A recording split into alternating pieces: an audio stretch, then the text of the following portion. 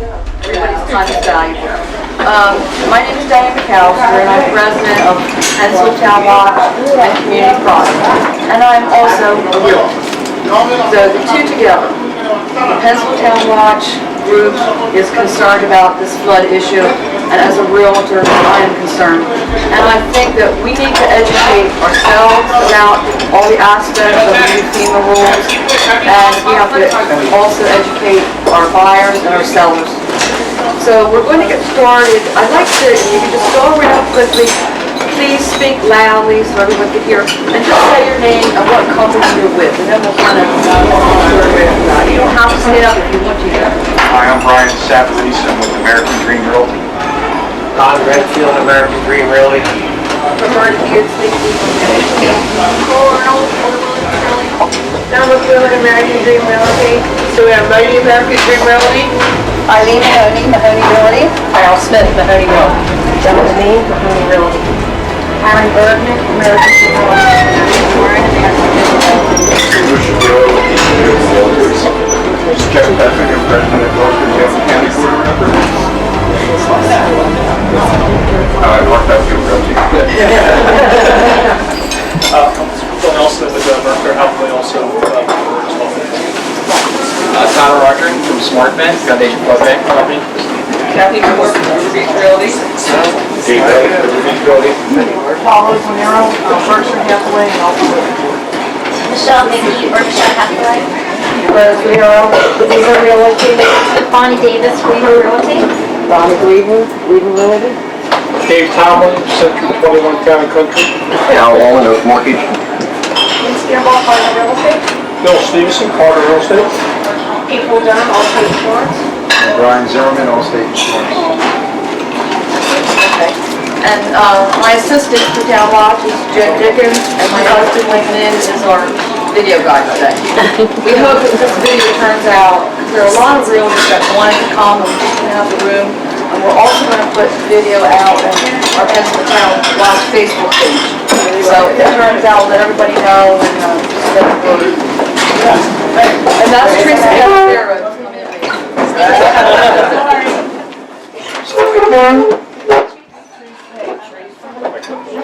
Okay, good. For everyone that's coming late, there's complimentary coffee, iced tea, and water. If you'd like to order, some people have already eaten, some are just ordering.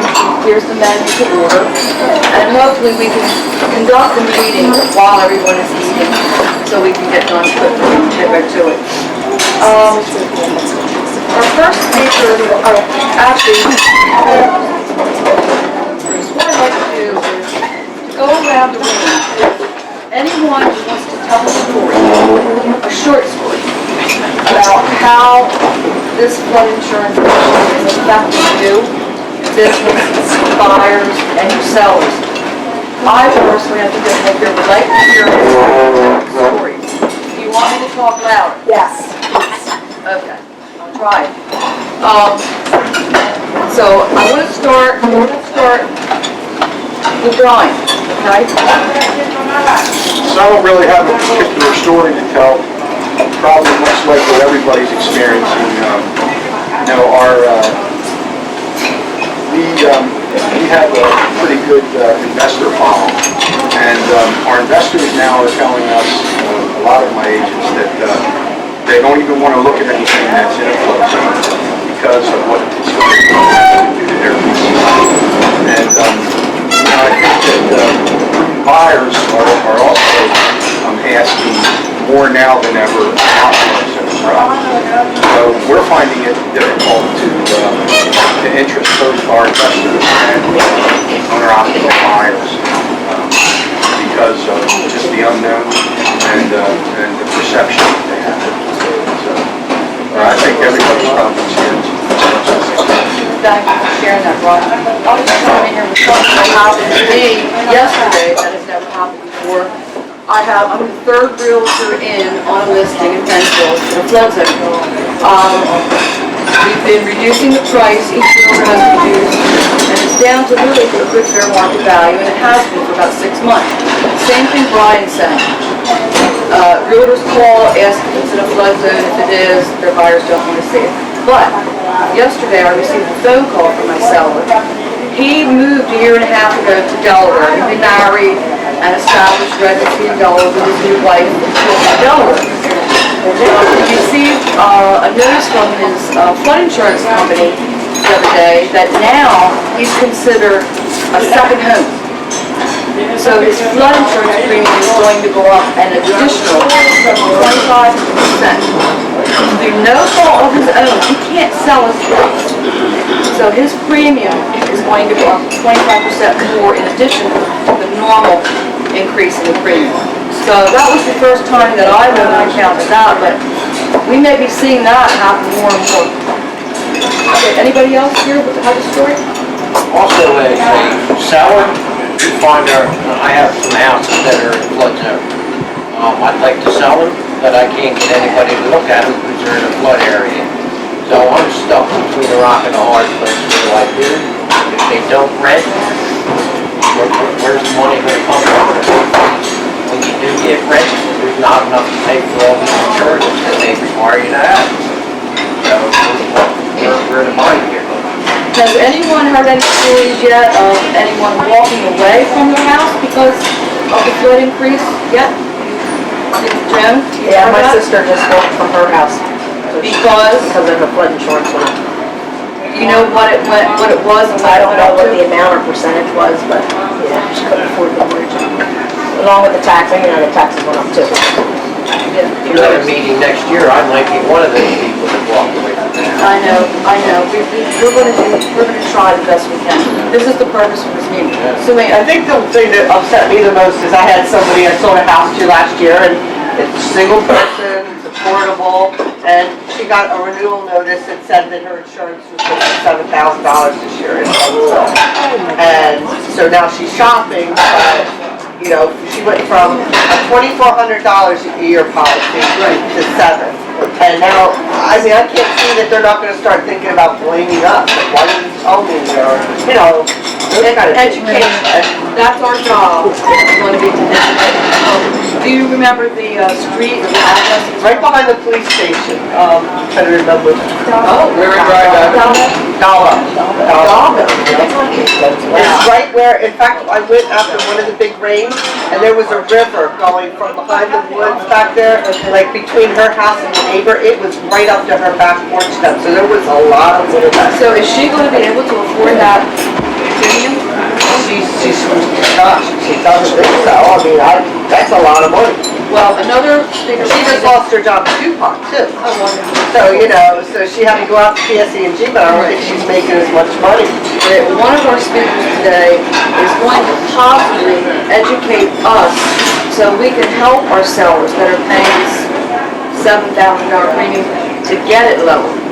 So that's going to be helpful for us to Joan. I had somebody bought a house, went through the mortgage company. The previous owners did not need flood insurance. They were there 20-some years, whatever. Bought a house, mortgage company didn't require it. 3 months later, they sold the mortgage to a different mortgage company, and now she is required to pay flood insurance. Now she's fighting it, but she ended up going to Pennsylvania National Bank because they said she didn't need it. Interesting. But she's suing because they've charged her, she probably owes about $10,000 because she says, I'm not paying it.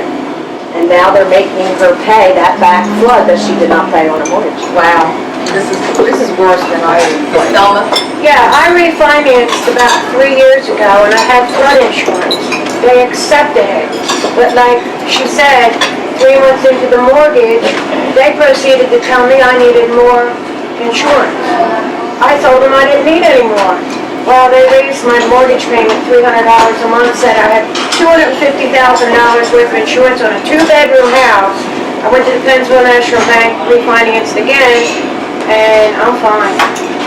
They don't require it. They required, but all they required was the amount of the mortgage that I owe. That's all they wanted.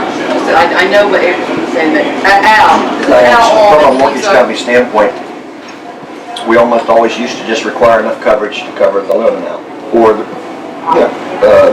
basically just to cover the loan amount. Right. But the secondary market in the last few years has really cracked down, and now we have to have replacement cost coverage. So that's where you're running That's for into, sure. absolutely. You have to have it. If loans have closed in the past, you've always had this life of loan flood cert, which says you have to maintain the flood insurance. And you also sign a document at closing that if, even though your property's not in a flood zone requiring insurance today, if it's put into that flood zone, then you have to have it. And You're making us sign that. And now companies are coming back to the original, or coming to the mortgagor and saying, okay, you only had to have 100,000 coverage, but your replacement cost is $225, $250, so now you have to have it. And you have to. There's no arguing about it. It's in your mortgage. Now, April, you had, Is that like we did today when they sign those papers? Probably not. I want to say that. why don't we wait till you talk to address like what Al just said? Okay. Couple of minutes. Right, okay. Brian, you had something? Yeah, I'd also heard that there could be situations where somebody who, not that maybe you're in a flood zone, or your mortgage gets sold, but that if the line changes, that the government can, I guess the remediation line changes, that the government can make you, even if you were not in a flood zone, years into your mortgage, all of a sudden now you have to pick up flood insurance. That's right, that is true. That's what I was trying to say. Yeah. You sign it after talking. Right. Okay, is there anybody else that has a story before we get to the speakers? Right, and go ahead, Teresa. I had two of them actually. I have clients who are considering bringing their home on the market. They were paying $2,200. They just got a renewal on their policy, $3,600 for a house that's worth about $100,000 or less. My parents, who live near the river, not far, they had considered getting home equity, do some repairs, do some things around the house. They had not paid flood insurance for years. They were quoted $2,200. We had the elevation certificate done, and that's what they were quoted at that point. Went to the FEMA meeting a couple months ago and showed the elevation certificate to people there. They looked at it and they said, based on the old maps, she would have been fine raising her heating system, which is at ground level, to 1.1 foot higher. Out of the flood zone, or out of that level, she would have gotten a reduced rate. Now, with the new maps, they raised it 2.7 feet. She has to fill in her crawl space another 1.5 feet and put the flood vents in, and she may be able to get a reduced rate. She was in the level raised up because of the new maps. The level that she was in raised up another 1.5 feet. So the policies that they had before no longer work with these new flood maps. But it's, and the policy that she was quoted at $2,200 probably will be twice that now. We're just not gonna be able to, and that was, the repairs were to get a few things done so we could sell her house, but we're not gonna be able to sell it. Who's gonna buy it? Who, in Pennsboro, you know, it's probably worth maybe 120. It's a nice Cape Cod, 1,500, 1,600 square foot in good condition. Where am I gonna find clients that are gonna pay that kind of money? I know there's And as an investor, I don't look at houses unless they're not in a flood zone. Joanne. That's another point too, that's not related to the flood, but then when the house comes, like people do walk away, my son lives right on, the corner of E and Broadway, and he's at 9.1, we had the elevation search, so yes, if you moved everything up, you could get a reduced rate, but then the people across the street, the exact same house, the exact same flood zone, walk away from the house, and then HUD puts the house on the market for $27,000, so here's somebody who he paid 72 for it. He's not gonna be able to sell it for 72. Look at the comp right across the street. And there's the government doing that to us with these low prices. Who's gonna pay flood insurance? Well, and on top of that, if you go, because I went through this, to do a reassessment, or tax assessment again, tax appeal. Apparently, flood insurance requirement has no bearing on the tax assessment office on the value of a property. So you can't even argue that. Yeah, they asked the people on River Drive versus the people on other streets in Pennsville what their flood insurance rates are and their taxes are based on where they're. I'm paying over $1,900 for a village house in Orange Point. In flood? In flood, plus in flood. $1,900 for an 874 square foot home. so. And I wanted to point, I had asked the people at the meeting about flood vents. Right. I have a listing possibly on the river in Carney's Point, and they have a full basement. They said those flood vents are no good for basements. Yeah, so anybody with a full basement, you're not gonna get a reduced rate because of putting vents in. One of our students, Todd, wants to speak to that. We just had, I should have passed this out to Steve, but this is like a loose agenda of what we're going to do today. No, Carrie, is she just getting it?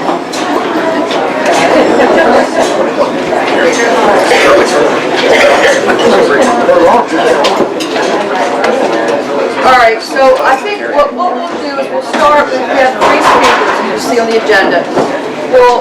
We will start with Bruce Shapiro. Bruce, if you come up here. We're very fortunate to have Bruce come to our little meeting today. Bruce is the NJR Local Government and Regulatory Affairs Coordinator. And Bruce, I think you're going to maybe educate us a little bit about the Bigger Brewers Act, that's one thing, and maybe tell us what NJR can do to help us, correct? Yeah, absolutely. Thank you. Just by way of background, like Diane said, I work for the New Jersey Realtors, previously New Jersey Association of Realtors. We changed our name at the end of last year in the Government Affairs Department, and one of the issues we worked on for the last few years with our national association was the issue of flood insurance. Starting with Bigger Waters, the law that we kind of initiated all this back in 2012. I'm not sure how many people know the background as to why Congress took up that law working with the National Association. Over a period of time in the years prior to that, authorization, meaning the funding for the National Flood Insurance Program, lapsed. They were constantly doing short-term extensions. In the time periods when that program lapsed, it meant that unless you were going to a high-cost carrier like Lloyd's of London, you could not get flood insurance. NAR, National Association of Realtors, realizing this, worked with Congress on the Bigger Waters Law, which was a long-term 5-year reauthorization for the National Flood Insurance Program. However, like with everything else that happens in Trenton, or in this case in Washington, there were a lot of unintended consequences associated with that law, mainly in the terms of higher flood insurance premiums both for not only existing homeowners, but obviously people who are buying new homes or existing homes for the first time. To address that, last year Congress passed, working against the Realtors Association, and the President signed what was known as the Homeowners Flood Insurance Affordability Act, which was supposed to be a fix for a lot of the issues that came out of Bigger Waters. One of the problems with Bigger Waters were before any of these massive premium increases went into effect, there was supposed to be, basically, I hate using the term study, but there was supposed to be a study done to see what the effects would be. That study never took place, unfortunately. So like I said, March of last year, the President signed this new Flood Insurance Affordability Act, which is currently still in the process of being implemented by FEMA, Federal Emergency Management Agency. A few of the things that it did was it repealed FEMA's authority to basically increase flood insurance premiums at the time of sale or new flood happened. Just so it turned out that shortly after Sandy hit New Jersey, the flood maps were being revised. One didn't have anything to do with the other. They were going to take place either way. Just some time. It also provided authority for FEMA to refund some of the excessive premiums that took place under Bigger Waters. It also put annual limits in place for premium increases. I know I heard the 25% number mentioned earlier on, when you mentioned the second home, I think, right? What's that? Second home. On the second home. It puts in place 25% is the cap on the second home and commercial property, 18% on your primary residence. That's not to say that you will go up 18% or 25% annually. Those are just the caps that were put in place on older properties, which are identified as those who were built before 1975. And as you'll see, being held up the back of the room, okay, thank you. there are going to be handouts Out. that we brought out. The first handout is something called National Association of Realtors, kind of like a FAQ sheet on this new Flood Insurance Affordability Act. The second is from FEMA's website. If you go on, I'm not sure, a majority of the realtors from Salem County. I don't know if any of them lost through here. Yes. Well, this sheet is on Salem County. I can, if you want, send Diane a few of the Gloucester ones, or if you just go on Google, type in Gloucester County flood fact sheet. It'll come up, and I can also print it to you out and send it to Diane if you want to get it out to the group from there. I apologize, I don't have any Gloucester, these are just the ones from Salem County. It also added, as some people may know, a small assessment of policies until everyone pays what they consider the full cost of flood insurance. Prior to Bigwood Waters, one of the reasons was everyone saw these dramatic rate increases where people were paying lower rates than, than essentially what people said they should have, not enough to keep the program sustainable. That was one of the goals of Bigwood Waters, so that there is flood insurance. So that premium, that fee that they put in was $25 for a primary home and $250 for a commercial property of business or a second home. And lastly, it allowed for second homes and businesses to receive policies through the NFIP, the National Flood Insurance Program. Now, the specifics of this law, just because a lot of it is still unknown even to us in the Government Affairs Department, obviously, if you look at these national laws, there are thousands of pages. We have information on our website, on the national site, like these fact sheets you're getting here, and they have more full term breakdowns of them. But until FEMA really fully implements it, a lot of it, there are still a lot of unknowns out there being done through the regulatory process. If we're out, I can always send more out as well, or I can go on our website and national site. Now, separate from what happened in Washington was a new law that we have here in New Jersey, which has taken effect in the State Department of Banking and Insurances in the process of writing the regulations for that, which we, meaning the New Jersey Realtors, supported. Basically mandates that for any insurance policy written in the state, it has to clearly delineate what is and what is not covered. One of the things that came out after Sandy, people had insurance policies, whether it was their flood insurance or their homeowners, and they thought, that's fine, I'm covered in the event of a fire or flood, whatever may take place. Their basement floods, such as from the hurricane, or if it's just a bad rainstorm, the river came up into the backyard. I forget who was that just mentioned that, where they thought the water was right from the back door. Said, guess what, your insurance policy doesn't cover this because there wasn't any living space in the house. I know a friend of mine in Newport Beach went through that after the hurricane. The whole first floor was flooded, but being that there were no living room or bedrooms down there, her policy didn't cover anything. So basically, a lot of the questions are, and I'll also answer questions after the other presenters if there are any, what went wrong after Bigwood Waters came place. Like I said, it was supposed to be a gradual phase out of the flood insurance subsidies, but instead there were these dramatic time of sale increases which were unsustainable, which led to either people walking away from real estate transactions, or as I forget what you named it, the table of your sisters, or just walk away from their homes. In addition, there was supposed to be an ombudsman's office set up through FEMA so that you would have someone to go through if there were disputes. That never was set up initially under Bigwood Waters. So because of the new law that was signed last year, and like I said, this is not a fix for everything, obviously, as we heard today, and we've heard a lot from the local state, there are still issues out there affecting people, whether they're selling their home or they're not selling their home, but let's say they fill up a mortgage or they're refinancing their property.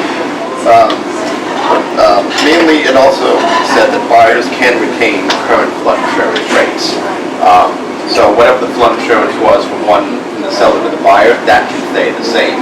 Potentially under the new law, like I said, that's what the law states, but it's still being worked out through FEMA right now.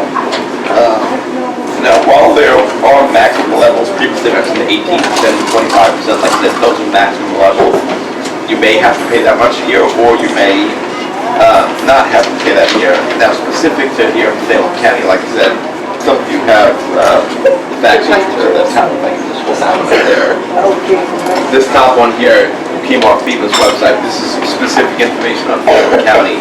The one that I'll send you on Foster is going to have the most important information in here. Is on the last 2 pages. This is something that you have basically questions in the specific town that the property is located in. There's a contact number. Most of these people work in the town halls, the floodplain administrators in those towns. These are the ones in Salem County, like I'll send Diane, the ones from Gloucester County, or people do business in towns outside. You can look this up by county through FEMA's website as well. Now, lastly, this is something that was just announced at the end of December from one of the provisions of the Flood Insurance Affordability Act. The parts correct, back in the Ombudsman's office was never set up. There is now a flood insurance advocate in FEMA, interim flood insurance advocate, they call it, because the office is newly established, it's not fully staffed yet. So far as we know, they don't even have a phone number yet. According to their website, there's just an email address, but there are people there that are answering these based on status. Insurance-advocate at FEMA.DHS.gov. So this is one of the things that the realtors advocated for during the process last year to get this office set up. Now, like I said, right now, what we understand they're on a skeleton approval when it is fully set up. This is something that will be able to help. The person's name is running it, was appointed by the FEMA head. His name is David Barrett. He's within FEMA right now. Its main goal is to provide assistance to policyholders on issues relating to the National Flood Insurance Program. So if there's an issue where, you're being told your rate is going from $2,500 a year to $7,000 a year, potentially this is something that hopefully they would be able to help on it once it's fully established. And at that point, they'll have an address. The phone number right now, all we have is that email address that I set up. But there's also the Flood Spark hotline within FEMA that's been around for a while. 1-888-379-9531. Again, it's 888-379-9531. So like I said, then I'll turn it over to the other speakers. I definitely understand that there are a lot of issues still out there that the law that was signed in March of last year clearly has not addressed or isn't addressed yet. You can still see 18% or 25% increases depending on the type of property, whether it's a primary home, secondary home, or business property. I can't make any promises today because a lot of the federal law was negotiated at the national level by our national associations. I work in New Jersey now. All I can tell you is what I've heard here today and what I'll hear throughout the rest of the meeting and as well at the meeting on the 27th. I will go back to our people. Russell Riggs is one of the primary members of the National Government Affairs there. He's actually been here in New Jersey a few of the symposiums we held on flood insurance in a year and a half after Sandy. He knows the law inside and out. We can all say, obviously, these are some of the issues of what we're hearing. Do you envision any more changes coming either through the congressional lawmaking process or through FEMA's rulemaking process? Now, if it turns out that it has to go through Congress, obviously we've all seen on the news, Congress could be a bit dysfunctional at times. The New Jersey delegation, I'll tell you, they work well together. Democrat and Republican alike. This area, you have some great advocates, and Congressman Mobiano, southern of the state, just north of us in Camden County, there's obviously a new congressman that came in since Rob Andrews retired, and Congressman Thomas, of course. We can also, when we speak with these officials, I don't know, any of them? All of these politicians are going to be invited to our big meeting on the 27th. I'm talking about Menendez, Lobiondo's office is already defending Robert Geist, his representative. Mr. Sweeney's been able to come, but the main thing are congressmen and senators that go to This is a federal issue for the most part. Menendez, Booker, Lobiondo, Norcross, so they are coming. And from everyone that I've talked to, maybe Bruce can attest it or not, this is politics. It's all politics. The politicians were the ones that did this. The politicians are the only ones that can fix it. So, there's power in numbers. And that's what we're hoping, that by having meetings like this, by getting people educated. In fact, at our meeting on the 27th, one of the goals I would like is some or all of these realtors, and even more, to come to that meeting and just sort of like we did just now, stand in front and tell the politicians, this is what's happening in my town. What is going to happen to my town if more and more people walk away from their homes because of flood insurance that they can't afford? We have enough problems here in New Jersey with taxes and everything else. But these politicians have to be held accountable, and we have to tell them, because if we don't, and you don't tell them in numbers, they're not gonna know and they're not gonna do anything to help us. And isn't that how NJR is going to help us as well? Definitely, I mean, there's a term out there, the law of unintended consequences. Maxine Waters, who's the Waters, and Bigwood Waters, the congresswoman who sponsored the bill, said that none of them envisioned the consequences of this law when they were putting it through the But they congressional didn't, process. they didn't read the Is that camera still on? Oh, there it is. No, but like I said, for New Jersey, we have some great officials, and like Congressman Lobiando, Congressman Norcross, Senators Menendez and Booker, and the rest of the delegation from the various parts And of New we're Jersey. inviting them, and we hope that they come. And like I know you said, you have the representative from Congressman Lobiano. Right, He can take that to his boss, who can then take what he's heard back to Washington, so to speak. And we can also do that, like I said, through our contacts at the National Association of Washington. And anytime we frequently see these officials, whether they're the members of the state legislature or the congressional delegation. Do you think they listen to us in your experience? Well, I can tell you, as a trade association, they do. New Jersey, we are we're about a 45,000 member organization. Nationally, we're a few million strong. They do listen to that, because I can tell you, before I worked for the realtors, I worked for elected officials, both at the federal and state level, and I can tell you, when you start sending those emails and those mass ones that you don't have to write, they're pre-written for you, type your name in and whatever chief officials represent the town you live in. They may not read every one of them. However, you can bet that they are asking their staff to give me a tally. How many people voted in favor of this issue? How many people voted against that? And they do take that into consideration before they go on the floor to cast their vote on whatever the issue of the day is. So, I tell you, when meetings like the one that's going to take place at the end of the month here in Penfield occur, and we as the representatives for all of you, for the realtors, go and speak with Congressman Lobiando or Assemblyman Rosichelli at the state level. Yes, it's coming too. Oh, good. Yes.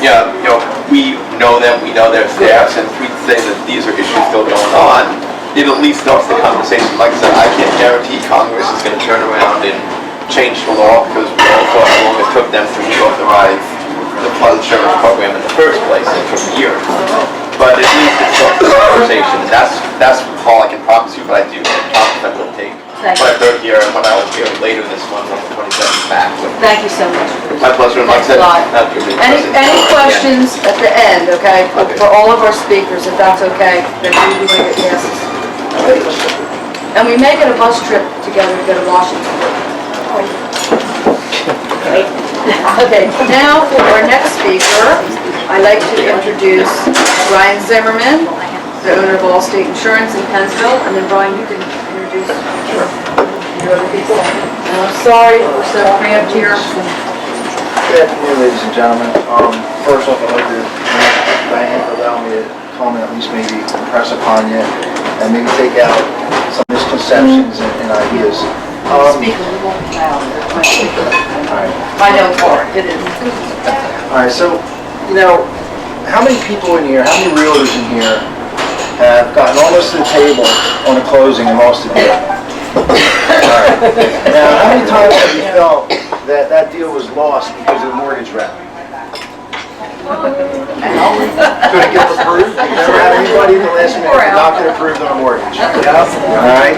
Or maybe the insurance agent, okay? They bought a house and they're looking at the cost of the insurance.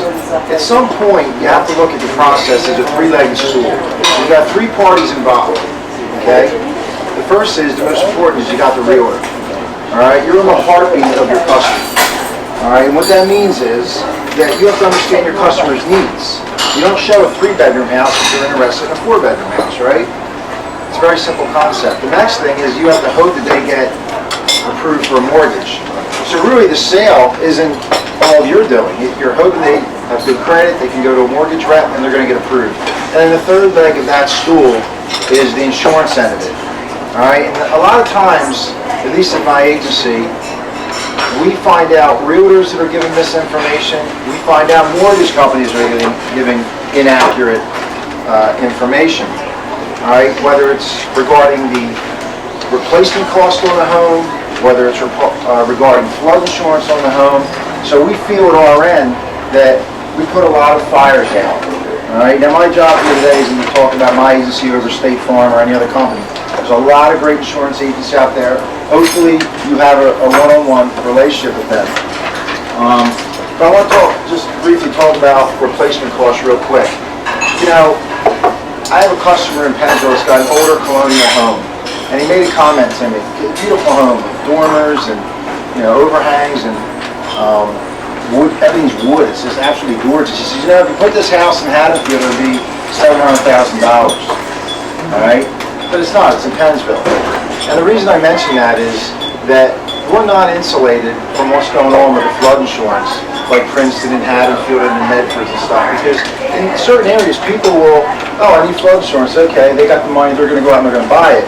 But if you take a senior citizen in Pennsville, which Diane and I talked about, or you take a young family that's literally scraping to get their first mortgage and buy their home and put their kids through the school systems in this town, the flood insurance can definitely make or break the deal, okay? But then there comes the misinformation of the flood insurance, all right? When you buy a home and an insurance company determines the replacement cost, that has nothing to do with the assessed value of the house, all right? Years ago, we had houses that were being sold for $750,000 in Woolwich. We're doing the replacement cost on it, and it's coming up $495 with the house breakdown. And we're saying, why would you buy a house and pay $750, $495 on the replacement cost? And all of a sudden, the mortgage company says $495,000 is not enough. You need $750,000 in dwelling coverage. And then as a realtor, as an insurance agent, we're put in a position where it's like, holy cow, we got to tell this person they're overpaying for the house. We're fighting with the mortgage companies. So, you know, that's kind of on the opposite end of things. Now you have the flood insurance that comes into the picture. Every mortgage company is different, okay? And what I mean by that is, April could be on the phone with a mortgage company, and the mortgage company wants 100% of replacement costs. We could be on the phone with another insurance company, and you know, they want maybe what they owe on the house. Okay? So every company is a little bit different. There's deductibles that come with flood insurance, and then you've got the infamous elevation certificate. All right, and there's some interesting stories with that. All right, some of the rules that you're going to see changing as of May 16th, 2016 is when these new flood maps in Pennsville are going to go into effect. All right, to give an example, if you have somebody right now that's in a flood zone bid, all right, it's kind of considered like a preferred risk, all right? They don't really have to maintain it, it's not really as much of a concern, all right? Well, when these new maps come out, those same customers that have a mortgage may be switching to a flood zone A. All right, and mark my word, this is what's going to happen next year. We're going to get a letter from the mortgage company. It's going to say, based on FEMA, blah, blah, blah, you now have to get flood insurance. So they owe $180 on their house. And that's when the process begins. They don't have an elevation certificate most likely because they didn't need it before. So now they're going to run out and get an elevation certificate. Okay? And then from there, they're going to call the mortgage company, call their insurance agent, and they're going to look into getting flood insurance. All right? There's going to be some grandfathering there. So if you have anybody that is not in a flood zone A right now, they're actually in a flood zone B, it may behoove them to get flood insurance now. I know it sounds nuts, but their premiums and their rates will be based on that flood zone B, and they'll be grandfathered in after May of 2016, even when it switches over to an A. It'll be significant cost savings. All right? April can share with you in a minute. We've got stories, people coming in where we save the money on flood insurance. I don't have a single, I think you said you have 900 houses in Pennsville in flood zones and paying flood. 944 in Pennsville currently pay flood. And township committees are in their meeting right now, and just talking to Newman, looking at the new map, they're thinking 80% of Pennsville will be in flood zone for the new maps. You have some insurance companies won't insure in Pennsville, but I won't mention names. Well, I was going to say that, and that's not even for flood insurance, for regular. For regular homeowners, correct. That's crazy. It is. I had Diane say to me, broke my heart yesterday on the phone, she goes, oh, well, you know, the word out on the street the word out on the street is Allstate won't insure a house if, it's, Won't get a clue can't get a quote, without an elevation. it depends on when the home was built, all right? There's post-firm, pre-firm, if it was built after 1982, I believe, you have to have an elevation certificate, okay? And the reason in the beginning when I first started off, I mentioned a two-bedroom house, and understanding customers' needs is every home is different. You could have a house right next to a house, and they're constructed completely two different ways, all right? One may have a crawl space, April happens to live on a slab. Okay, we were talking yesterday, and she brought up a great point. She goes, if I wanted to sell my house and somebody came in to buy flood insurance, or to buy my home, I would tell them to go off my flood elevation certificate, which is pre-firm, because that would be cheaper than if they went out and got a brand new elevation certificate and would end up costing them money. And then that's where the insurance agent comes in. We have realtors that call us, because Allstate revamped their flood platform about 4 years ago. And we just key in the community number, the zone number. There's a lot of other questions and a lot of work. I've had April work 3 and 4 hours on a single household trying to get the flood insurance through. The gentleman that's from the vent company, there's specifics with that. Those vents have to match that crawl space, and he's going to go into that, right? Not to step on his toes.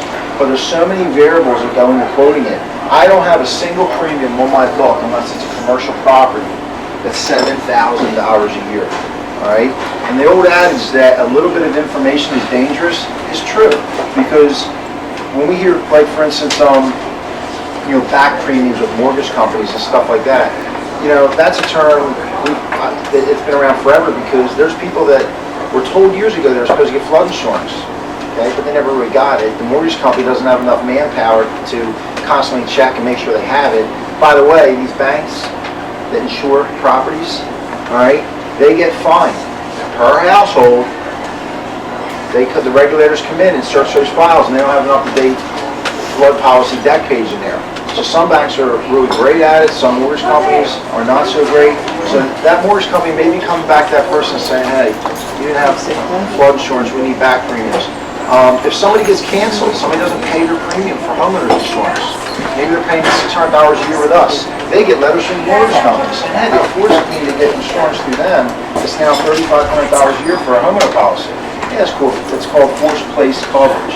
And they're basically saying, hey, if we have to insure your home as a mortgage company, we're going to charge you $3,500 a year, all right?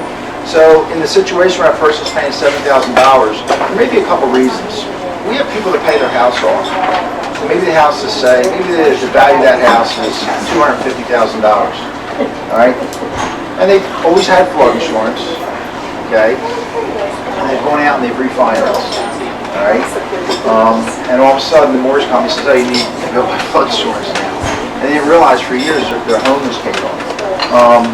Sometimes the replacement cost of the house it's so high that that's why the premium is going to be so expensive. And they'll come in and we call the mortgage company and find out and say, well, wait a minute, the replacement cost is $285, but you only owe, $180,000.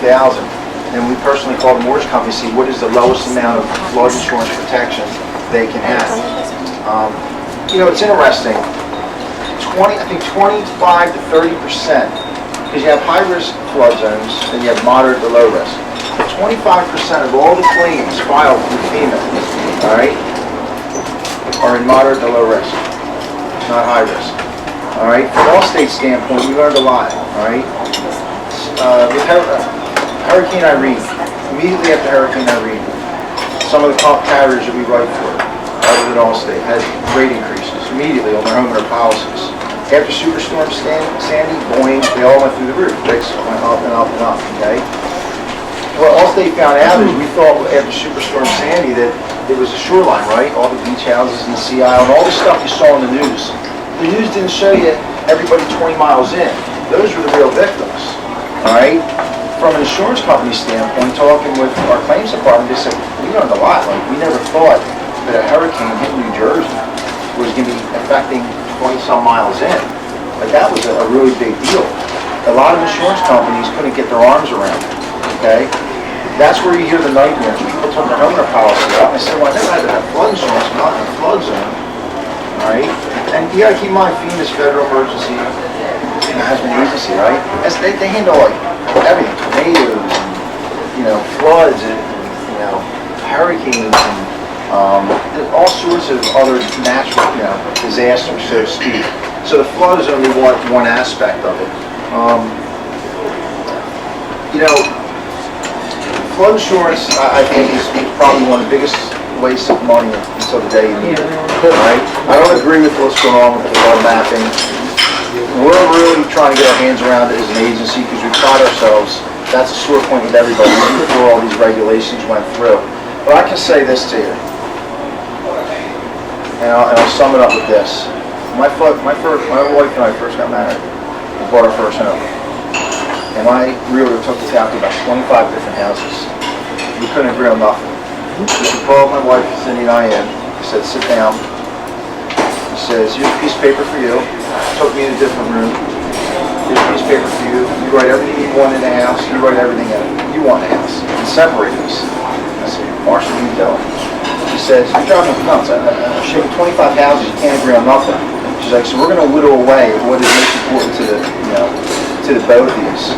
And I learned a valuable lesson then early on in my career is that selling a house, insuring a house is very similar. There's so many different properties. One house can be elevated, next one isn't. One's 2-story, one's 3-story. The interesting concept of that is contents. We've had people that got $125,000 in contents coverage on a 2-story house. That's like, wait a minute, let's drop the contents down. If there's a flood, it's not going to flood a Pennsville 18 feet up. Maybe you have the first floor that's damaged, so maybe you don't need 75,000 or 100,000 of contents. Maybe you need like 15 or 20 or 30, and we've been able to reduce premiums that way. So there's a lot more work that goes into it behind the scenes. And the last thing I'm going to say is what Diane said is, all these politicians, they have a 1-800 number. So if you're a disgruntled citizen, you can call that 1-800 number and say, hey, I'm selling Pennsville, and I don't agree with what you're doing, I'm not going to vote for you next time. I don't care about that. They're doing that to appease you. All right? Let me tell you something. You've got, 30,000 realtors across the state of New Jersey that have all banded together and said, hey, you know what, this is an issue. This is affecting our livelihoods. All right? And I think that's what Diane is trying to say. And there's some other things out there. I mean, we were talking yesterday, there's a process, and I don't want to get too far into it, where, depending on what Pennsville does, I know the township's looking into it, if they're able to satisfy certain requirements and things like that, they can further discounts on the flood premiums. I mean, there's other things that are coming about. So I think that you have to look at the glass half full, as opposed to half empty. I'd just like to ask April, who's my office manager, is anything you want to add? No, I'll just wait for the question. You sure? All right. So anyway, if you ever have any questions, you don't have to buy anything from us, you don't have to recommend us to anybody, you call April. She'll be glad to answer any questions. She's a flood specialist. Yeah, some of the realtors. Yeah, I mean, we pride ourselves on that. If we don't know the answer, it's just like an attorney. You can go to an attorney's office, get back, and then when you leave, he goes to a row of books behind him, and he'll find that answer. And we do the same thing. We call our flood, back office sometimes saying, hey, we got a problem. We don't know which way to go. We fix it that way. But we've seen significant cases. People come in, they're paying $2,200 to walk out, they're paying $1,100. And we were talking yesterday, this flood elevation certificate, we really want, in my opinion, to make sure that you are working with an agent. There's a lot of agents out there, State Farm and stuff, that really can go into their company and help that customer save a ton of money. Because it can make a big difference. There's one or two things being off. We've got people come in and say they live on a slab and they're on a cross makes a difference. Thank you, Brian, and I'm sure after we get done, there's going to be some questions. Carol, did you have just one quick question? No, I didn't have a question. I just wanted to thank Brian for coming, and I just want to let you know that is who my go-to person is April. April does a fabulous job for you with the flood insurance, and I always say, if it's in a flood zone, call April. Good recommendation. Good recommendation. Thank you, Carol. The CRS that Brian was talking about is called the Community Rating System. Pennsville Township, I know, is working on that right now. What it means is, and I don't know, maybe Tyler, you might know about this, communities are going to do certain things that FEMA requires to get their insurance lowered as a community. So if you hear that CRS Community Rating System, if you'll touch on that too. Yeah, let's get going now to to Tyler. This is Tyler, excuse me. Tyler Ardron, and Tyler is agent for Smart Vet Foundation Flood Risk Reduction Plus. And Tyler's going to hopefully tell us ways that we can tell our homeowners that they can possibly save on their flood insurance. Yep. So hello everybody. I'm from Smart Vet. We're a foundation flood vet company. Our home office is in Pittman. That's where we were born pretty much and raised, in Pittman, New Jersey. A little bit about our company, Smart Vet. We were in business for 14 years. We promote good floodplain management. So me personally, I'm a certified floodplain manager. In the office we have about 15 people who are also CFMs, or what they call it. Just staying up to date on all the different flood mappings. We work with FEMA and NFIP with different changes that they made. Personally, we've done different community days like this. We've been to recently Cape May, Monmouth Beach, and just a few other ones that where the towns, kind of like everybody here, they're in question, trying to get houses sold, etc. And we're there to help. So we were, like I said, born and raised in New Jersey. We have over 400,000 vents today in the field. That's all across the country. Our vent is an ICC certified product. It's engineered. More surveyors are more interested in that kind of stuff than engineers. But anyway, we also protect over 80 million square feet of land in the floodplain. So one of our biggest markets is New Jersey, being we started here. Down the shores, if you go by, you'll see all of our vents pretty much on every house. We're in New York, Florida, all across the country. But now what we have is, our company's more like a puzzle. So we have a few different branches. Smart Vet is our main, that's where we started. We also have a service called the Flood Risk Evaluator. We like to call it FRE. So what we do is we review elevation certificates. On average, we get about 50 to 100 elevation certificates a week from realtors and surveyors. We'll review them because, like you were saying, that $7,000 premium, that shouldn't be there. So we review the elevation certificate. We see what the reason is that it's $7,000. Sometimes it's fencing, sometimes it's grading. Depending on what it is, mitigation-wise, we'll send back a detailed report to either the realtor or the surveyor that they can give the homeowner to show what they need. Another piece of the puzzle is our Risk Reduction Plus. That's who I personally work for. And what we do is we actually will make a quote. All we do is the flood insurance. And we'll do a quote on if they do this mitigation, what it'll bring them down to. And that's just not our quote. That's like if you want to write through Allstate or whatever. That's because everybody writes to the NFIP. So if they do these mitigation techniques and say I quote them out at $500, they can stay with Allstate or whatever, the State Farm, and they'll go down to that same $500 if they do this mitigation techniques that we exact. So that's pretty much the puzzle for us. First I wanted to get into, I know you were talking about the big orders and all that. So the big orders was enacted in 2012. What it was doing is just making sure that all these rates were going up to their actual rates. What they did is now they have the Grim Orders Act, which is the HFIAA. And the reason they did that was just because there was more of everybody was up in arms about the Grim Orders Act, and rates were just going up. Right when someone sold a house, they planned to put the rate to the actual rate. So it was impossible to sell a house. So now with the HFIA, I actually had a call with FEMA yesterday, which is pretty good because now I'm here today talking about it. But starting April 1st of this year, everybody's going to start going to their actual rates. That's not primary residence. Any subsidized rates, meaning if the homeowner doesn't have an elevation certificate and they're subsidized, they're going to be going up 18 to 25% a year starting April 1st. And that's right from FEMA. Also business properties, they're going to be going up 18 to 25%. And like you were saying, that non-primary residence, the secondary homes, they're going up too. Now there's also a $250 non-primary surcharge that's going to be charged April 1st. People are already going to begin to get letters in the next few weeks saying that. And also a $25 for primary surcharge. And that's a surcharge. So pretty much they don't have an elevation certificate. Like when we help a surveyor or if we help a real estate agent, that they say, listen, I have different connections with real estate agents that they say, my client has $4,000 flood insurance premium. So I say, okay, send me the elevation certificate. They don't have that. There's no way to get their actual rate. So that's the main key, is getting that elevation certificate so we can see what we need to do to get this house into compliance. And then I wanted to talk more about today. I have one here, I thought there was going to be a projector, but I have different case studies where we help these homeowners bring their flood insurance down.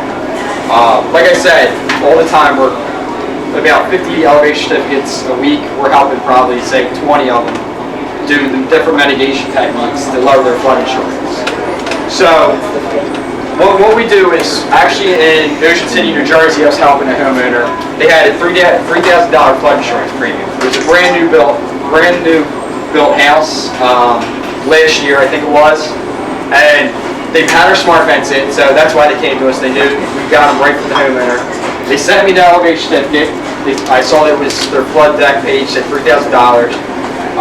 They were wondering why, because on average, when someone installs our smart fence, we save them up to 83% on their flood insurance premium. So I looked at it over, and it was a simple case where they just didn't have vents in the garage. Any attached garage is supposed to be vented too. So all we had to do is just retrofit 3 vents in their garage. And what happens is, if they're not properly vented, they get rated at the bottom of that floor. So if they're not vented, and say it's a crawl space, they're going to get rated at that bottom crawl space slab. So say it's the BFE's at 6, that's where, is everybody here familiar with the BFE, the base flood elevation level? Say it's at 8 or whatever, the slab's at 5, they're going to be a -3. By venting that, what happens is that gets exempt and they go up to the next floor, which is say a 0 or plus, whatever, depending on wherever the first living floor is. So what were happening with this case, they were getting rated at the garage slab.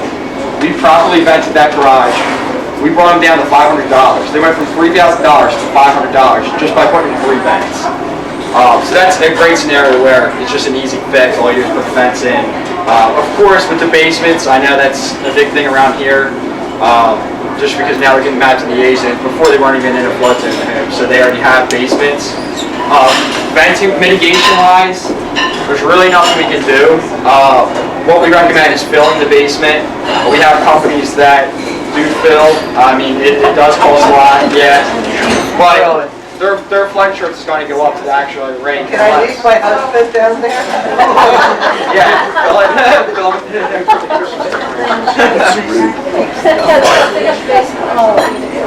No, you're pretty much, yeah. Because you're getting rated at the bottom of the basement floor, which is 4 feet below the BFE. And flood insurance is similar to car insurance and everything. If their house is more riskier to sustain damage, then, I mean, obviously it's going to be a higher premium. So what we recommend is, I have a case study here if anyone would like to see it. We're actually working on a house up in Hoboken that we're filling in the basement, properly venting it, bringing them down from, I think it's, I can get the specifics if you want to see it, like $13,000 flood insurance premium down to, I think, $3,000, which, I mean, it's still a lot, but up there it's obviously different. And that's huge savings. So yeah, fill does cost a lot of money, that does cost a lot, but I mean, it makes the house easier to sell too in the future if that's ever so yeah, I mean, that pretty much ends my presentation. I have different documents in the back with my number and everything on there, where you can start sending your elevation certificate to our FRE service. And we start sending them reports back on what you need to do to help get these houses mitigated. Like I said, we work with about 50 to 100 elevation certificates a week, and usually turnaround time is about 3 business days to send back the report. And that's just something you give to the client to make you guys look better, and it just shows them what they need to do to get that flood insurance lessened, and gives it easier sell for you guys. I have a question, not to paint you in the corner, but I'll talk about the corner. All right, so from a cost standpoint. Excuse me just a second. Can you just speak up so everybody can hear what you're saying? I just wanted to ask a question. I think it's more, has more to do with the realtors than say, even myself, but if let's say they come across a home and, I don't know, let's say it's a 1,800 square foot home and they need 4 vents and it's in a cross, like, what does the pricing range from per vent? To vent it. So we're a manufacturer of smart vent. We don't sell direct to customers. We sell through distributors like 84 Lumber. I'm trying to think what's around here. Like Dry Guys? Dry Guys is an installer. So you can go there and purchase it through them. They'll install them. On average, to install a vent, around $300. So say 1,800 square foot house, it's going, our vents cover 200 square feet each. So what's that, 9 openings? So whatever the 9 times the 300 is, what is it, 2,100? Yeah, whatever, 2,100. But the thing is, if they're having $3,000 in flood insurance premium, by putting in them vents, and getting them rated at the first living floor, they might go down to, on average, like I said, we save 83%. They might go down to $500. And once they're down that, I mean, the return on investment, on average, again, these are all numbers with everything we've done, is 1.5 years on the flood insurance. And then after that, over the term of the mortgage, if they're required to have flood insurance, I mean, that's just money that they save. Let me ask you, do you have situations where somebody's, they're about to sell their house and they're thinking, you know what, let me, as a concession, you know, put some vents in, maybe they need 6 or 7 vents. Yeah. As a way to alleviate that from the cost of the buyer. Yeah, so we've, in the past, or, I mean, actually last month, I was working with a real estate agent in Cape May, where now that our smart vents are so well known, that they'll actually put in the ads for selling the house that smart vents are installed. So it does make an easier sell on the house because the new guy coming in to buy the house is going to see that it's properly vented, it's in compliance, we're not going to have a large flood insurance premium. I mean, that could be a selling tactic too. So if they see, because they see a house that only has $500 flood insurance and it has the smart vent, it's properly vented, they know in the future when they go to sell again that the house is in compliance and they don't have to worry about a $5,000 flood insurance premium. As long as the law doesn't change. Yeah, well, it's not the law, it's pretty much if the BFE were to change it. But that's why, again, about the CRS program that Diane was talking about, what the CRS program is, the community rating system, is when a town comes together as a whole and brings all their homes into compliance. And they'll go above and beyond what FEMA recommends. So in Sea Isle, about 2006 now, so what's that, around 8 years or whatever. 8 years ago, we've helped them go to in the CRS program and become, I think, a level, whatever the level is, by having all their houses vented. This is actually another case study that we did. So Sal DeSimone, I don't know if anyone's familiar with him, he's a code official down the shore, and he applied for the CRS program. What happens is when you apply for the CRS program, FEMA comes out, they review everything, and that's how they rate it. So they came out, they reviewed all the elevation certificates, said, oh, everything looks great. They were like, all right, let's go out in the field and view everything there. They go out in the field, and what they saw was, on the elevation certificates, there's a number for flood venting. What happens is, if they have non-engineered vents, what are like the little air vents, and they're rated wrong, the surveyor can write the wrong number down and say, like, 1,000 square feet when it's only covering 600, then what happens is maybe they're getting insured for that lower premium because the insurance agent's just pushing in the numbers on the elevation certificate. But when FEMA comes out to do that audit, and they see that the vents are being measured incorrectly, that's a denial. So what happens was they got denied for the CRS program. Also, if what this guy from FEMA said, if you don't get these homes into compliance, you can actually be suspended from the NFIP. So they gave him 3 months to get all these homes up to code. What happened was we brought all these homeowners into court, told them, well, with summonses, told them what they needed to do. We had Dry Guys, which is one of the installers, they're down the shore too, install vents in over, I think, like 80 different houses in Sea Isle, New Jersey. Install our vents, ripped out the bad ones, the air vents, made sure that they had enough coverage. FEMA came out again, I think it was 90 days later. When they did the audit, they passed, and now they're, as a whole, they save 20% on their flood insurance. And that's the community. They don't pay for that, the homeowner pays. Yeah. Oh, you might as well forget that around here. And then other ways and what it is each in the CRS program, you're considering classes.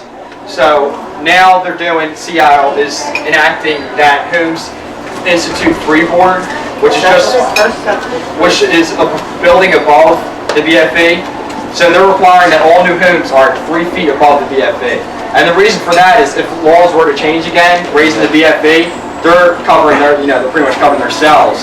That if the house is already built up 12 feet or whatever the case is, so they're prepared for it. So accessibility goes out the door too, because I know a lot of our homes now, I work for Habitat for Humanity also, and we build all our homes accessible. Right. And we don't build in flood zones. So now if that goes up that far, here you got a disabled person can't get into the home. What do you Yes, do? yeah, and the only thing is allowed to be below the BFE. What's supposed to be is enclosures like crawl spaces, garages, unfinished space. So that's why if you're in a basement, etc. Now, let's say, you say the whole community as a whole has to get together and do that. Yeah, if they want to be in the CRS Our program. township is doing it. Okay, but my question is, like, what if your house, like, I'll use mine as an example, I'm on a slab, you're not gonna be able to do You're not that. fencing that, no. So, will people that are built on slabs? No, it's only for homes that are, say, built up on crawl spaces. It depends on what class they want to go for. So, like I said, there's different classes. I think Seattle's now like a class 4. So it depends on when you start out at the earliest class, where maybe they're only getting a 15% take or even less than that, where they're requiring all new homes to be built up higher.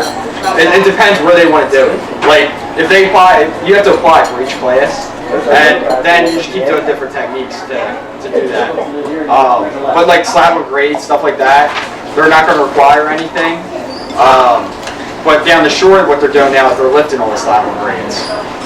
And what they're doing is putting either a garage or a crawl space underneath and venting it. Yeah, because I know just from doing insurance, they wouldn't even build a house like mine today. They won't. So, And that's like for new construction.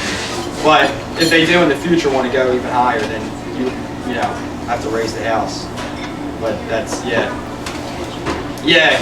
not getting into that, right? I wanted to add a real quick note about the vents and everything. It's really important is that I've actually heard April, I think it was like last year, maybe even the year before, we had somebody who was actually in the process of trying to sell the house. And I hear her out there telling him to measure the vents, and he ended up coming back, and I think it was one more vent or something he had to put in. And that ended up being a big deal. So the reason I bring that up is there are houses in Pennsville that already have vents. they just don't have enough. They don't have enough. And sometimes those situations, as a realtor, you're going in, you're telling your customers, hey, you got to paint the fence, you got to fix this softening, you got to, get rid of this. You may want to put carpeting in to show the house. So as a realtor, you're preparing your customer to bring that house to market. I don't think it's so far out of the extreme to say, hey, listen, it's not the end of the world that you are in a flood zone, but there may be some things to help you along the way to sell the house that you may want to take off the plate of the potential buyer. One of the things we talked about is an elevated flood certificate. If that house is going to be put in a different flood zone, okay, it may be in the best interest of that buyer to spend, or the seller to spend the $300, procure that flood elevation certificate, and that's one less thing they have to do. And I know it's one more thing, but not everybody has their house mortgaged out to the hill. So that person that owes $120 on the house is selling it for $180. To get that money out of the house when they sell it, they are going to have to prepare some things. And that's just an idea from like our end. I know April had specifically talked with one of our customers about that, and they actually went ahead and did that. And that was the difference in selling the house and not selling the house. Tyler, do you still have more? No, I'm good. And like I said, if anybody wants my information or card, I have. We passed out your, Okay. Yeah, you can start sending your ECs over or whatever. We can start sending back to our boards. Also, I specialize in doing presentations for real estate agents. 1C accredited, so I can come to your office and do kind of like this, only a little longer. So just give me a call. Thank you. Thank you so much, Tyler. Okay, what I'm going to do now is the waitress is going to be coming around just a minute with everybody's check, so nobody leave until you pay your bill. Okay, and I wanted to let you know that I'm going to be giving Maria your emails periodically up until the meeting, the 27th. But I realize from this meeting today that if our public officials and our residents hear some of the stories that we heard today from our fellow realtors, you're going to make a significant impact at our meeting at the FFP. So please, if anybody is willing, and I know it's hard to get up and talk in front of people and all, but if anybody would come before the meeting and just speak for a minute, just like what Brian said, what Sue Ann said, what Joe said. We need to get this information out so people know. Because I know I've talked to some township committeemen that live across the street from the river, and they said, Diane, what are you talking about? My flood insurance is only $300. Well, their house is a newer house. It was built probably up to code. So they don't, if it isn't affecting their pocketbook, they don't get it. But if it's not affecting their pocketbook today, it may next year. That's when there's going to be an outcry. A lot of our residents are getting $3,000 and $4,000 flood policies and can't afford it. So what I'd like to do is, if anybody thinks that you'd be willing to speak, please email me or call me or whatever and let me know. Because the organization of this meeting, I mean, I'm a rep about it, to tell you the truth. All these big politicians there and code officials and floodplain managers, I'm sort of out of my league here. So any help I can get, I would certainly appreciate it. For realtors wants to come, Bruce, I don't know, are you coming to that meeting? Did we discuss that or not? So far as I know, it's on my calendar. Okay, good, good. And Tyler, are you coming to that Yes, meeting? I'll be there. Okay, good. So tell all your customers too about what you heard today and that you're coming. Okay. That all these different people are going to be there to educate them. And then I think I'm going to invite Dry Guys so they can, this isn't to sell product, okay? But I'm going to invite Dry Guys to have a table there. So if people want specific information, your customers, you whatever, Dry Guys will be right there. Brian's going to be there. Maybe you'll have a little table or something. Yeah, I mean, flood brochures and stuff like that. I mean, And any other... I'm more interested, honestly, in the township's doing to lower the rates of Well, okay. coal and things like that. I mean, I think that's a great move on their part. What the township is doing right now is they are working on the CRC, okay? By making sure we have our equipment for our, what's the equipment called that goes and gets the leaves up out of the gutter? What's that called? Leaf sucker. The township is working on that. And believe it or not, by us having this meeting at the FOP on the 27th, Pennsville Township is going to get many points with FEMA for the CRV. So that's why it's really important. Let your friends, neighbors, relatives know. Gloucester County is invited to come to this meeting too. And I'll tell you, you probably eventually maybe want to get some groups together in this towns that you live in. The FOP don't have enough room? Yeah, standing room is, I think, 450. With chairs, I think it's 300, 350. What time is it, Diane? 7 o'clock, but I guarantee you, between now and the 27th, you will see something on Pennsville Town Watch Facebook page. In fact, if anybody wants to, when they go to Facebook, like us, Pennsville Town Watch, and you'll see every other day I'm going to be posting something about this meeting. And it's also going to be in the newspaper. I'm going to have Maria send things out, so you will know about it, and you will know the time. Now, as some of our Gloucester County realtors, are you having concerns in Gloucester County like we are here? National Park? National Park? Westville? Gibbstown? Anything larger, West Anything with Delaware. That's what I thought, but, you know, we just kind of isolated. Township as well. Which township? Logan Township. Logan? I'm sure it is. Holman's Creek. You got, You mean like Foxtown Village you and got a those? lot of towns that back up to Holman's Creek, and that's Okay. all potable, that's all flooding, and all flood issue there. Now, I know everybody is busy and I don't want to keep you. Did the waitress get the bill? Okay. However, sure, I want to just tell you, after you paid your bill, if you have to leave, please go ahead and leave, understand. anybody else that would like to stay and speak with Tyler, Bruce, Can I just say something real quick? Sure. That's important. speak too. loud. If you remember prior to 2009, no disrespect to any realtors in here, but like everybody was becoming a realtor. Everybody was becoming a real estate investor. And you had journeymen, I like to call them, realtors that were in business. My realtor just retired after 35 years. And I remember having a conversation with her back then, and she said, you know, that's driving me nuts. She's like, you know, these people now, they're in Prudential Preferred Properties, and they have zero experience. They got their customers chasing documents, their customers going to the township to chase down different zoning issues or getting something from them that they need.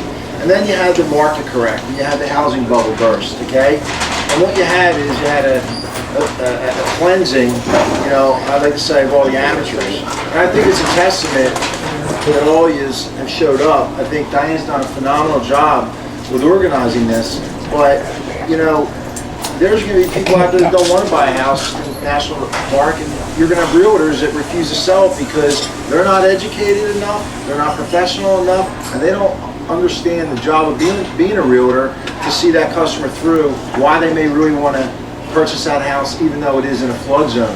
And I think that that's something, the fact that all yous are here. I really thought, you said 40, I thought I had half will cancel.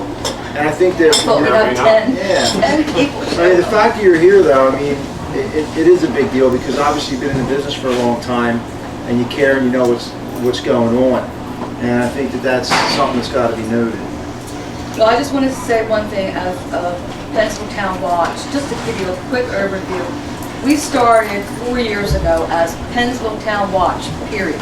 We started because 12 people came to my house and sat in my living room 4.5 years ago and said, what is going on in our town? Are we really having this much crime? Nothing was transparent, we didn't know. So that's when we started Pensacola Town Watch. And we got an Oprah request at the time to get our detailed narrative police reports. And 12 of us sat down and went over 6 months of detailed narrative police reports. And after doing that, that's when we realized we needed Pensacola Town Watch. Well, 3 months after forming Pensacola Town Watch, we realized we needed more. We needed Pensacola Town Watch and community pride in order to do things like this, in order to educate the people in our township about what's going on. So it's been a learning curve. We started this from scratch. And if anybody wants to know about this for their community, I think every community should have an organization like this. Because we've been in this business for 4.5 years, we already have a grassroots organization that is in place to do things like this and to get people involved because there's power in numbers. And just to cut this short here, but our saying is, never doubt a small group of thoughtful, committed citizens can change the world. And that's from Margaret Mead. And we truly believe that. A group of people who are committed. And people will say to me, Diane, you're crazy. This is politics. We're never going to change the federal government and this and that. And I said, well, guess what? If everybody feels that way, it never will change. And I think we can do it. So thank everyone for coming. You can pay your bill, you can stay, you can ask questions of the professionals that are here. I'm going to leave it up to you to decide. I know your time is valuable. So anybody have any questions for Tyler, Brian, or Bruce? Please feel free to ask them, or you can do it after the meeting, whatever you want to do. I just want to thank everybody for coming.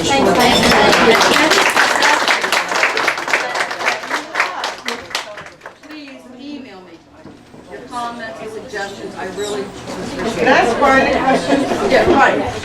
Was State Farm not insuring in this area?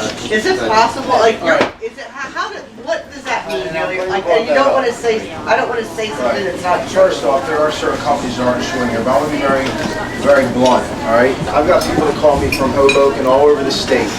The shore properties are tough to write homeowners in. It's like you get Lloyd's of London, certain carriers, right? And I have customers that call me down there and want to buy a flood policy, and I say, who's handling the homeowner's insurance for you down on your shore property? And I say, listen, go to that guy. The fact that he's insuring that house is a big deal. Does that Now, make the insurance higher on, is your now, one of insurance the things is higher this, also? that State Farm, from what I understand, I'm friends with Kevin Jordan, all right, a friend of mine. He said, Brian, we're just not insuring Pennsville. They consider it a barrier island. If you look at off Hook Road, the way everything wraps around, State Farm doesn't want to insure in Pennsville, but he can write flood insurance, all right? I think that the homeowners and the flood insurance, in my opinion, goes hand in hand. I have customers that come in, all right, that I refuse to take from him as a professional, etiquette, and say, look, you got the flood with them, keep the flood with them, but they have come to me and said, I can't get homeowners through him on a house we're buying, and we used to have our house insured in Woodstown. Every property is different, but it depends on the insurance company. State Farm may turn around next year and be right back into it. Allstate stopped writing homeowner policies in 2006 because they went to the New Jersey Department of Banking and Insurance. They had too many houses in New Jersey insured, and they were worried about the big storm.